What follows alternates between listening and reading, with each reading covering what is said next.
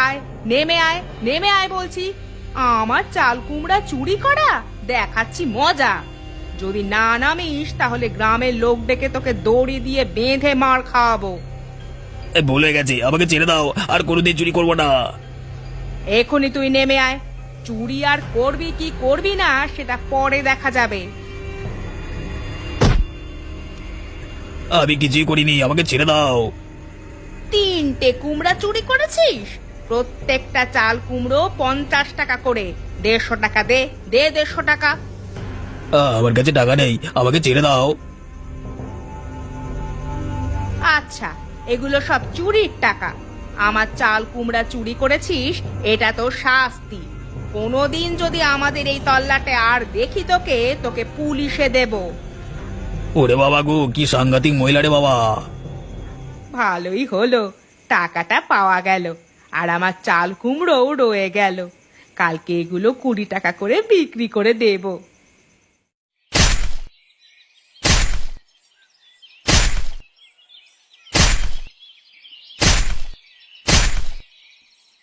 তুমি আবার কষ্ট করে এলে কেন? আমি তো করে নিতে পারতাম। তুমি এক কাজ করবে, আমার তো কষ্ট হয় না কি?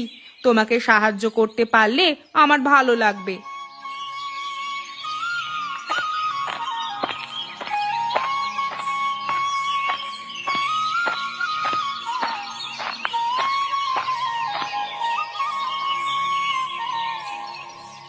চাল কুমড়োগুলো তো বেশ বড় বড়। তুমি কাঠগুলো নিয়ে বাড়ি চলে যাও, আমার একটা কাজ আছে, পরে যাচ্ছি।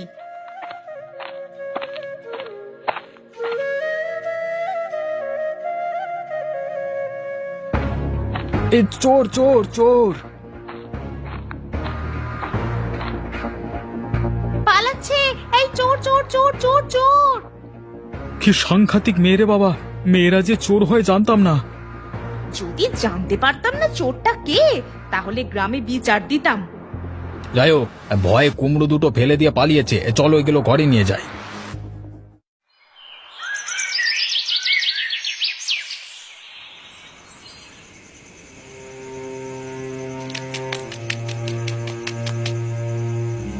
কি গো, এত হাঁপাচ্ছ কেন?